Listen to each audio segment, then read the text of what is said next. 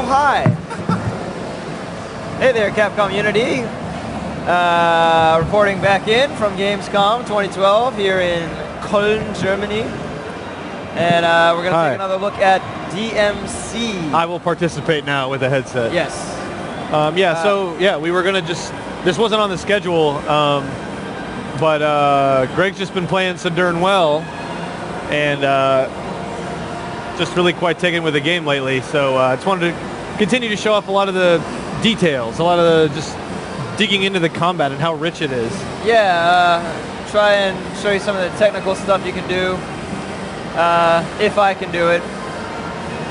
But it's quite a swell game, so thought we'd give you another gander. Yes, I'll just come up here while we're loading. Fenrir Soldier says, I never get sick of seeing this. I agree, I never get sick of playing this game. Yeah, Greg has been practicing, and I can actually vouch for the level of play and the frequency of the play. Mozek9319 has a proud soul to be in the game. I'm not sure if the name is the same, but there are, I think they call them lost souls. There's like these sort of tortured soul-looking things sticking out of the walls in certain areas, and you can attack them as sort of a collectible. And we'll get into that stuff later on in the campaign. But yeah, there is stuff like that. There are collectibles in the game.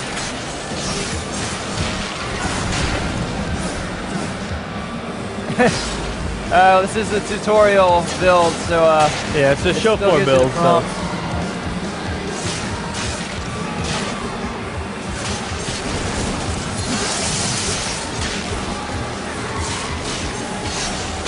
See, switching between all the weapons on the fly, using Angel Pull, Demon Pull, Air Raid. This game, this build introduces the Rainstorm, which you guys probably remember from DMC3. There it is.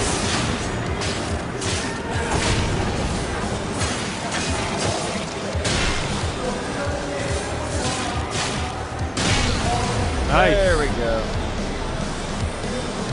That's a move I underuse actually. The jumping launcher. Oh, weird.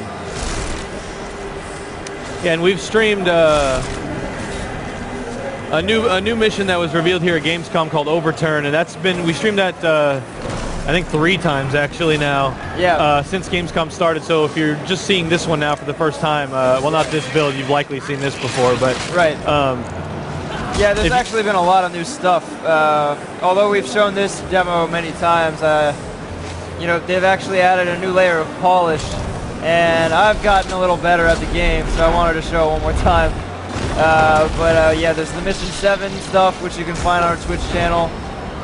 There's a new trailer featuring Virgil, and there's some footage of a new boss fight with the Bob Barbas character. It's the propaganda spreading news network guy, and you can find that I think on IGN. Just look around for Bob Barbas boss fight, and you should find it. It's really, really cool. Kind of has a Lawnmower Man Tron thing going on. Smash some Vespas. What the hell? This is a demonic shard. Just shoot it, but nicely done, girls. If you, that one they set it up with a cutscene and everything, but later on they sort of catch you by surprise, and you got to have reflexes to avoid getting hit for a lot of damage.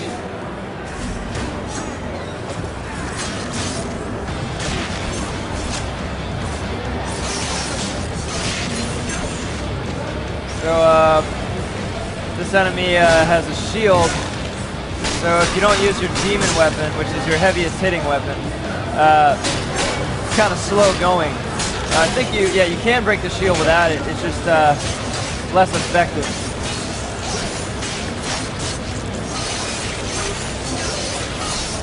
Some cool moves. This game continues the trend of pause combos, where you'll do 1-2 pause and then 3-4 or 3-4-5.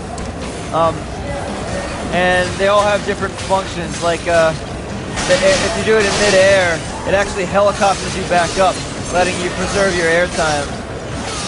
see that. Nice. And you're also talking about using the air dash in the air to keep yourself in the air. Oh, is that only with the gauntlets really where that's most effective?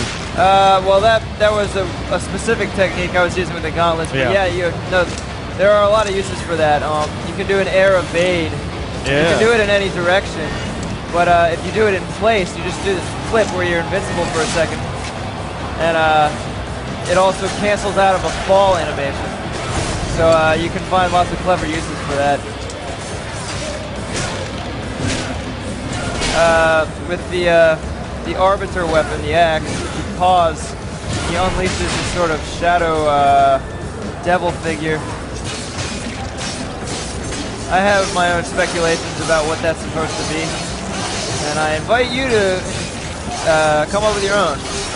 Yeah, in this level, you don't actually have the Eric's gauntlets yet. I believe this takes place earlier in the game than the Overturn mission we showed earlier. Yeah.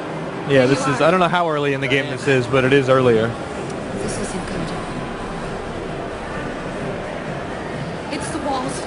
Yeah, Get out of here. as we've said many times before, aerial combat, while that was always part of DMC, it's a very big part of this game. While it was always part of the Devil May Cry games, it's a very big part of DMC.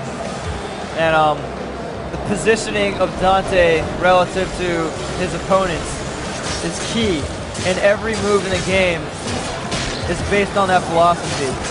You can chain guys toward you to bring them to you, or you can chain yourself toward the enemy.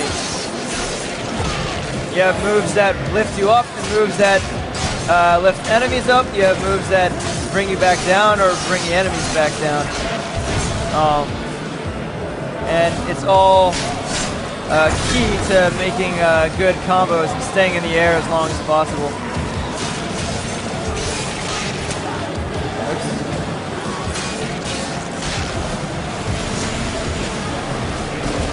Yeah, that is definitely what I feel like will be an achievement or a trophy. It surely is stay in the air for X amount of time. Yeah, Just seems like it. Activate your devil trigger.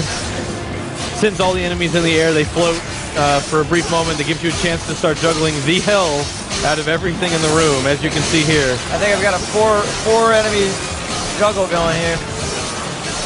And my scythe is powered up because I've gotten so many consecutive hits. Anyone left? Nice. Still in the air.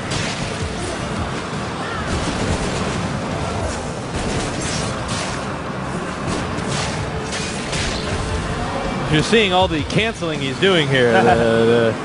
Moves lead into each other very well. The game, it really invites you to explore and experiment with your movesets. The options are limitless. And if you are a fighting game fan or a previous DMC game fan, I invite you to bring that mindset to the combat of this game, you know? Every little frame is significant.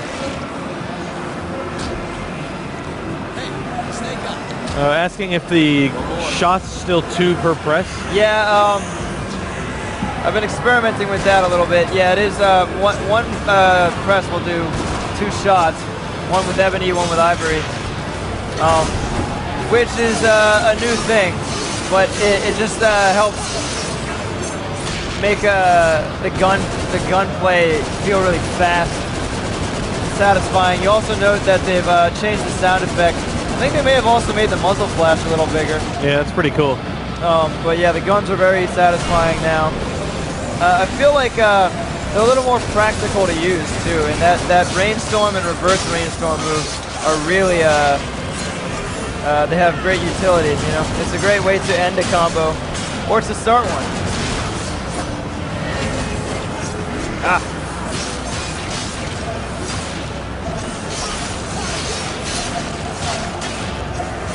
Getting a little more air there with the helicopter move.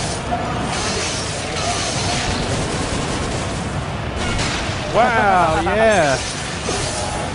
I'm pretty happy about that. That couldn't have gone better.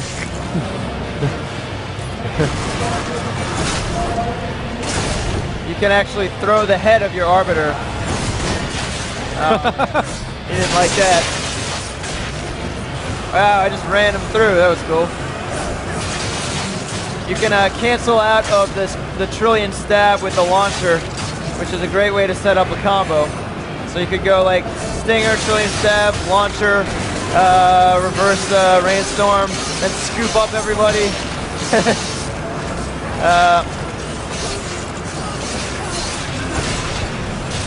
Oops.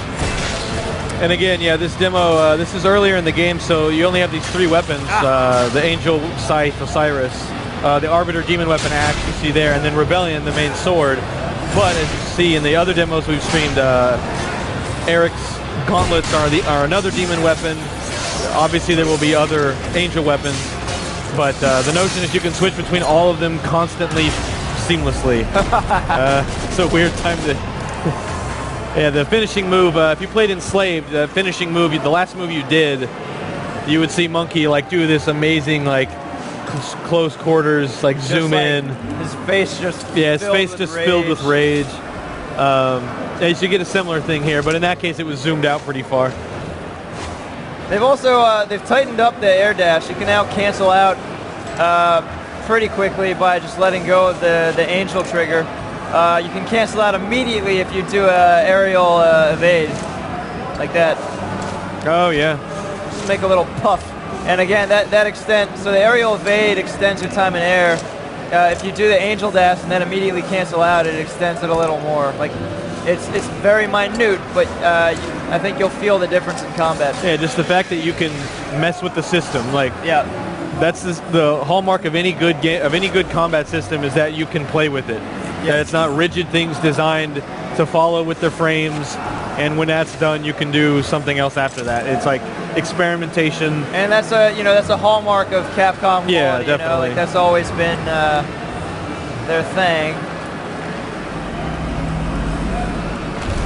I know a lot of people asking if Virgil is playable since we revealed him in the trailer this week, but obviously that's not. We can't confirm or deny anything for Virgil right now. Yeah, like anytime you have a question, something to think about is like, if the answer was yes, would it be a big deal? Because if it would, then it's likely that it's something that would require more of a PR kind of announcement. Yeah, it's true. I've broken the game again. Wow, what happened to the church there? We're all right.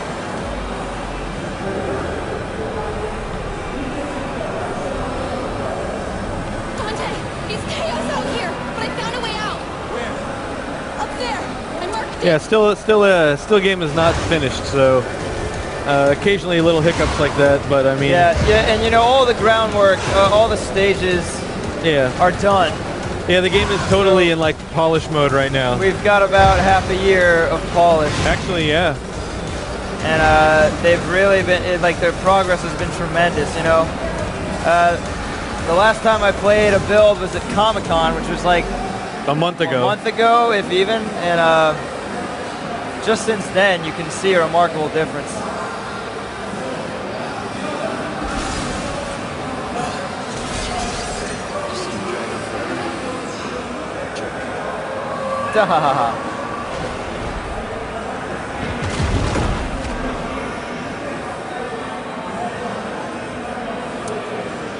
Yes, rather taken with this. And obviously, if we weren't pretty damn proud of it, we wouldn't keep streaming it. Should be a clear indicator that we actually want to, because this wasn't even on the schedule. But we were like, hey, can we stream some more? Because Greg wants to play, and you guys seem to be reacting really well to like this high level of play that's going on. I've been dreaming combos. Still see it when I close my eyes. Yeah. So I guess we'll do the boss fight again. Yeah, might as well jump in. And again, this is still the build we had at E3. It's the build we showed at Comic-Con. So if you were there, you played this. But even in the boss fight, there's all kinds of little things like parrying certain moves, using the angel pull at the right time. Or they move that hood up on her. I don't know. There's a lot that.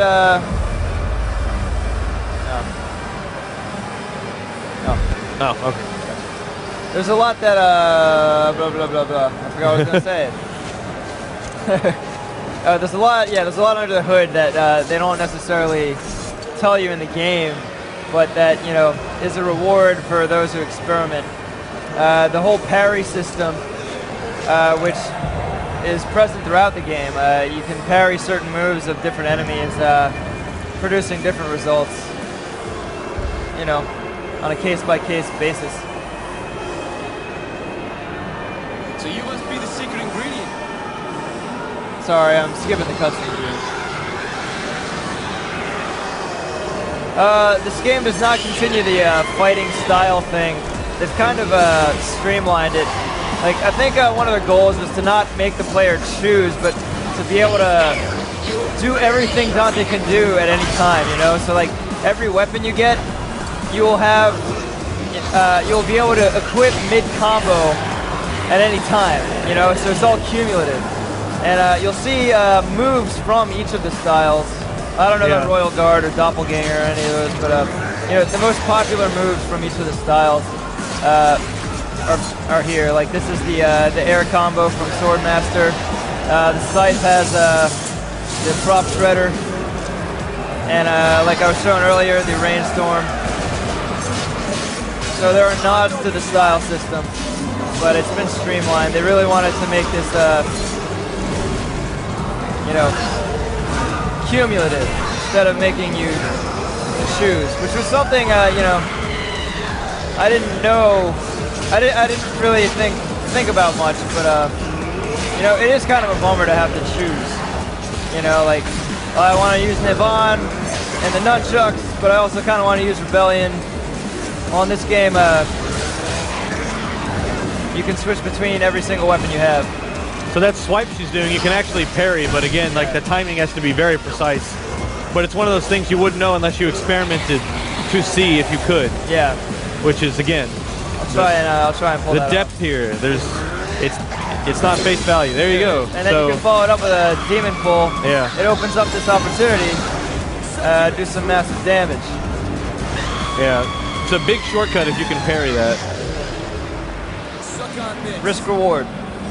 Yeah.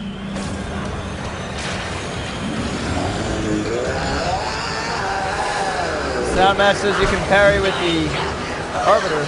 That I've never tried. I get too scared because it's slow moving, you know.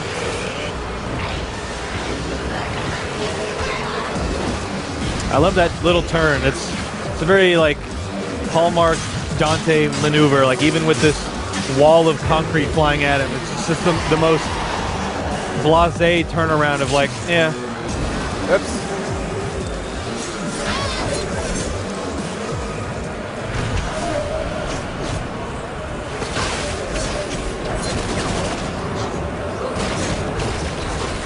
Yeah. So yeah, you can actually stun her. If you do enough damage to her head, you can stop her before she pukes all over the place. And then you get a little window of time to do extra damage. Like, interrupt the vomit move? Yeah, oh, okay. Yeah.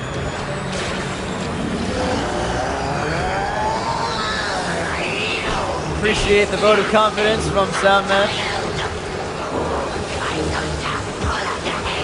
Yeah, Dante's got a lot of nonchalance in this scene. He does not have much respect for this boss. He is kind of punked.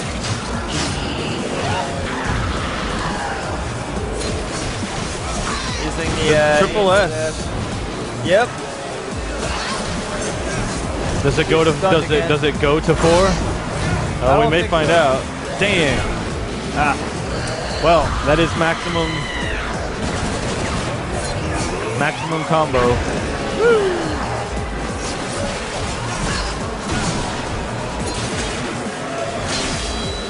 Once again. Another parry sets up a demon pull. And again, that demon pull is something you would only be able to do if you do that parry. Otherwise, you've got to, like, fight her as per usual. Yeah. So being able to get better each time you play lets you, like, really shorten the combat. You're done.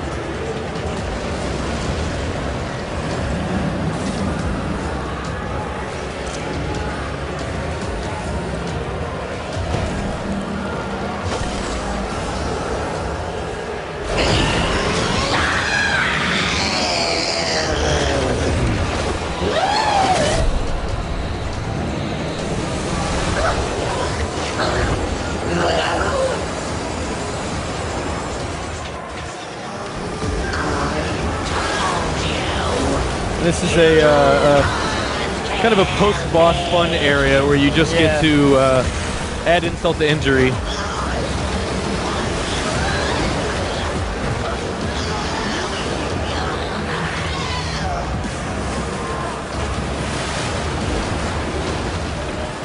Yeah, I mean, she's totally on the ropes. We're just toying with her now. You know what your problem is?